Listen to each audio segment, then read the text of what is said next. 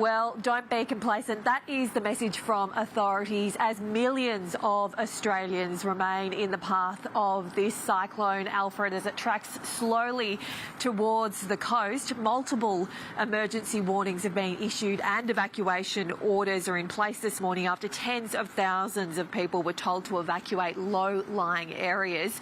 Schools, supermarkets, businesses, airports are closed across the warning zone in southeast Queensland and northern New South Wales. Hospitals are open for emergencies only and thousands of properties are already without power. We've heard 28,000 homes without power so far. And although the Category 2 system remains almost 200 kilometres offshore, wind gusts in excess of 100 kilometres an hour have been recorded on the Gold Coast, and some areas of northern New South Wales have been absolutely smashed by rainfall, 200 millimetres in just 24 hours.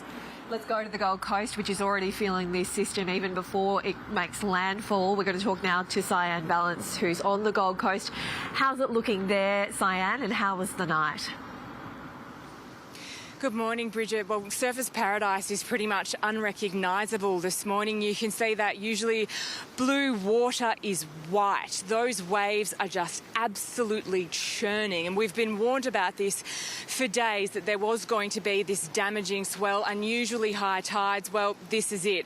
And the impact that we're seeing already is incredible erosion. We're standing on a concrete access ramp that usually would have 80 metres of beach in front of it.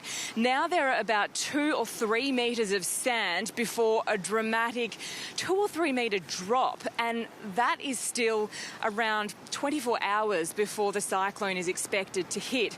Of course, Gold Coasters have been warned that it's not the timing of when Alfred makes landfall, it's the lead up, because it is going to be this rain, these extreme winds. As you said, we've already seen gusts up to 100 kilometres an hour, around 78 kilometres an hour in this area, and that's only going to grow. We just spoke with a tourist who's staying in one of these high-rise hotels. He said that the wind up there is sounding like a freight train as it's passing, and that's only going to increase through the day. So it has been an uncomfortable night for a lot of people. We've heard of a lot of trees coming down, people who are without electricity. So today is just really going to be battening down and staying as safe as possible, Bridget. Yeah, and Syan, what have locals told you about how they're preparing for Cyclone Alfred? Well, most people have been paying really close attention as to what authorities are telling them they should be doing. They're having their torches, their batteries, they're filling up their bathtubs with water. We've spoken to people who have been food prepping and doing all of those sorts of things. We spoke with a young man called Richard Baker who lives in a share house, and he has said he's been doing everything he possibly can, bringing things off the balcony, preparing, and he feels pretty safe because they're in sort of a concrete apartment building, but the anxiety has been building. Take a listen to what he had to say. A bit nervous. I kind of just want to get it over and done with, to be honest. It's been a bit of a whirlwind week, and, we've all got commitments and stuff in our life. I think I just want to get it over and done with and get back to normal, even if it's difficult. Yeah, the urgency's definitely built over the last few days. Partially one of the reasons why we were down there is because over the last few days it has been difficult to procure certain items. So today, we were definitely on the lookout for things like bread and other canned goods, which have been really hard to get the last few days. So. We've also spoken with a lot of families who are concerned with what they're going to do with their children over the next few days when they're basically stuck inside and worrying that they won't have electricity. Obviously, devices will be out of the question and they won't be able to go outside. So we're hearing a lot of suggestions of board games and card games, because while adults may be feeling anxious, for kids this is something that's been really stressful, and so parents are trying to not only keep them occupied but keep them calm. So some really uncertain times ahead as this weather intensifies. Bridget. Thanks very much, Syan. Well, of course, the situation in northern New South Wales is deteriorating rapidly as well. We have more than 100 warnings issued there. Let's go to Bruce Mackenzie, who's in Lismore for us this morning. Bruce, what's the latest? What's it like there at the moment? It really does feel like the rain has finally set in. Up until now, a lot of the focus has been on those huge and scary swells that have been gouging and battering the coastline. We've already had wind gusts of more than 100 kilometres an hour at places like Cape Byrne. The effects of that were pretty obvious as I drove in from the coast this morning. Extraordinary blankets of leaf litter across the road, almost making it difficult to tell whether you were on a road or a paddock at some times, to be honest.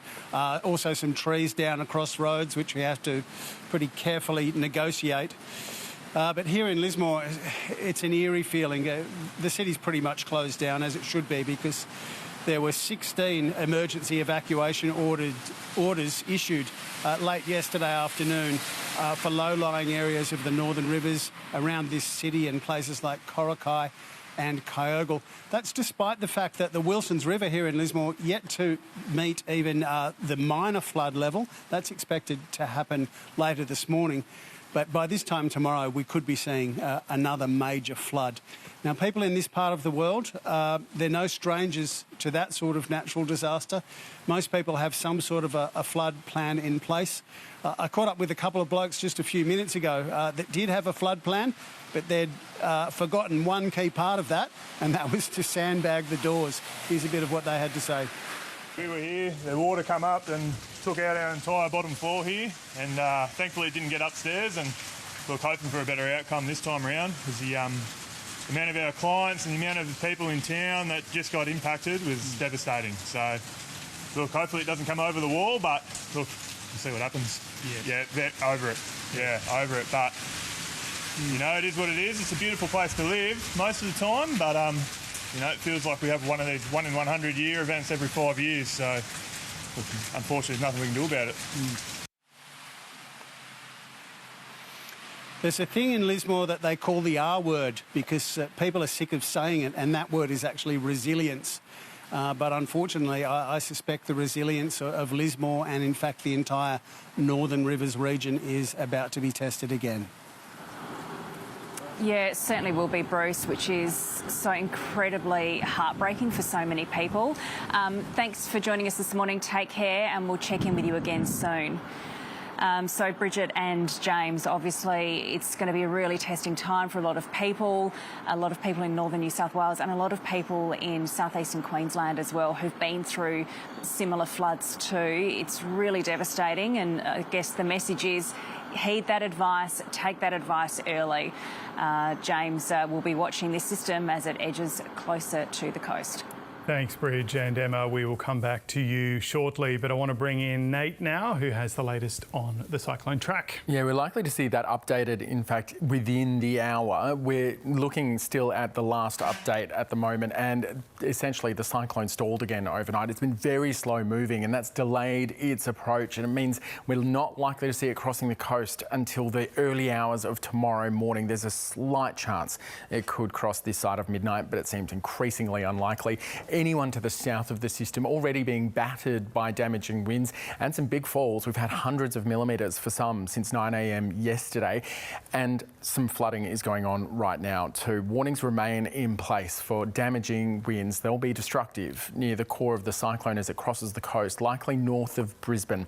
We're also looking at some heavy rainfall. It'll be intense near the centre of the system and along the coast. The damaging surf continues, beach erosion as well, and we've got abnormally high tides. Now, the system's likely to come in near high tide for that part of the southeast of Queensland.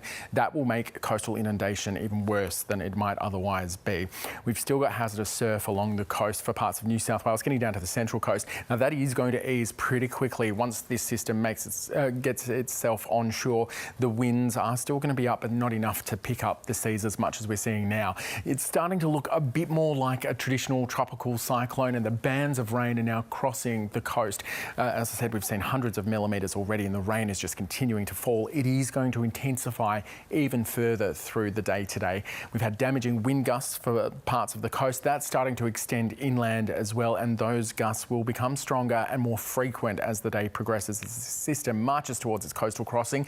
But then behind it, even once the winds die down in its next tropical cyclone, the rain is going to continue for that same part of the country for days to come. We're talking hundreds of millimetres in the gauges, the potential for hundreds of millimetres in just a few hours that could lead to flash flooding.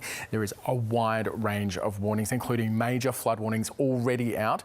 We'll stay across the latest for you right through the day. Let's get some other headlines for you now. And a 17-year-old boy has been charged by police after allegedly trying to board a plane with a loaded shotgun at Abalone Airport, southwest of Melbourne. Police allege the teenager entered the airport through a hole in a security fence. Another passenger tackled him to the ground and then threw the gun out of reach before several other passengers and the pilot detained him until police arrived. Authorities are not treating it as a terrorist incident. An emergency summit of European Union leaders is underway in Brussels to discuss additional support for Ukraine and ramping up of security across the continent. EU leaders are expected to approve a dramatic increase in defence budgets after the US paused its military assistance to Kyiv this week. The Ukrainian President Volodymyr Zelensky, who was a guest at the summit, has thanked the EU leaders for their strong support. Ukrainian people, to Ukrainian warriors, to civilians, to all our families. And it's great that we are not alone. We feel it and we know it. Thank you so much for everything. Staying in Europe, and an audio message recorded by Pope Francis today has been played at a nightly prayer service at St Peter's Square. The 88-year-old pontiff was admitted to Rome's Gemelli Hospital 3 weeks ago with bronchitis and is now battling pneumonia in both lungs. In the message, which was recorded in Spanish, he thanked people for praying for him. I thank you from the bottom of my heart for your prayers for my health from the square.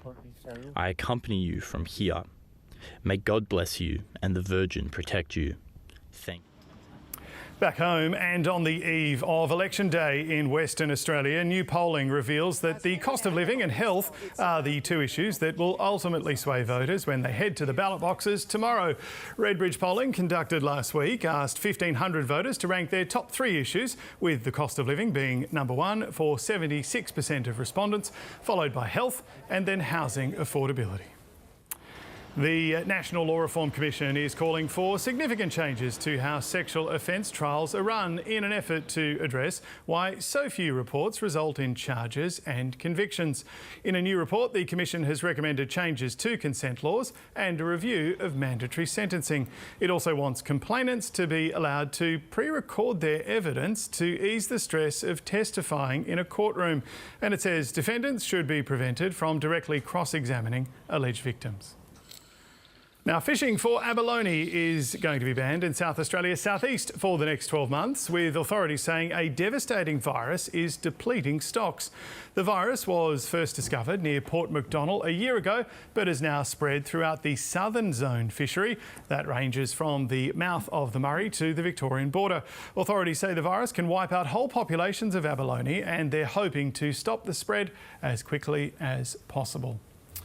Festival goers who rocked up early for a 5-day music festival in northwest Victoria have been left stranded after the event was cancelled the night before it was due to begin.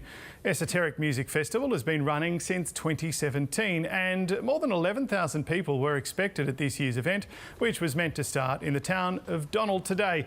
Organisers say they were refused a permit, forcing them to call off the event at the last minute.